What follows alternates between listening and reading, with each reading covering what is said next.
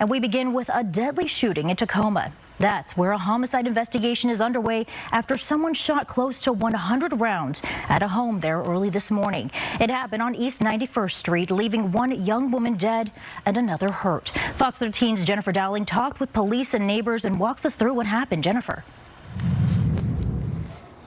Well, Tacoma police are still on the scene at this hour. They are still investigating because there is so much evidence to collect. I'm going to step out of the way so you can see the home. You can see that there are evidence markers still on the side of the home there where some bullets struck the house. We talked to a police spokesperson, Shelby Boyd, who says she's never seen this many rounds fired into a home like this in this type of situation before. I also talked to a young woman who was at the party, and she described this as a chaotic scene.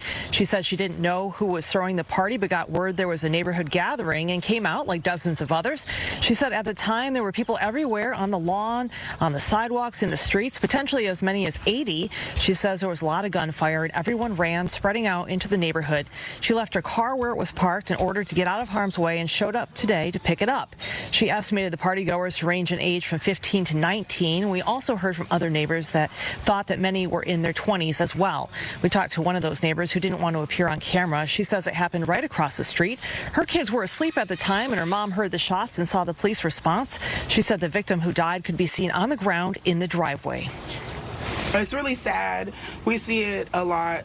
It seems like a lot more these days. It's just ignorant violence, and nobody really understands what it's even happening for. I don't think they even understand what they're in the middle of. There was also a second scene where other casings were found near 88th and A Street. Tacoma police say the number of rounds fired is troubling. Evidence teams were documenting, again, upwards of 100 rounds this afternoon. Spokesperson Boyd says they were at the scene well into this afternoon due to the amount of evidence to be processed. When officers arrived, they located a large amount of people in the area. When they got to where the actual shooting took place, they found 2 adult female victims.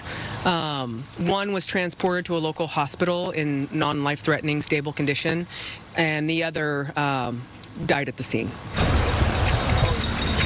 Detectives say there was a large amount of people here, lots of homes in the area, which has made processing and gathering evidence a little bit more lengthy. Tacoma police are asking neighbors to check their video security systems for any video around the time of the shooting to see if they saw anything that might be helpful and to share that video. They're also asking anyone to come forward with information.